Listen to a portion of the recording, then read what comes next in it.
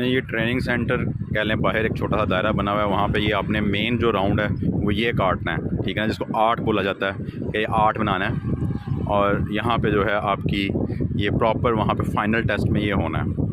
तो दोस्तों, जिन दोस्तों ने ड्राइविंग लाइसेंस लेना है अबू धाबी का, तो इसकी ज़रूर ट्राई करें, क्योंकि यही सबसे मुश्किल है, बाकी कोई प्रॉब्लम नहीं है किसी भी किस्म का।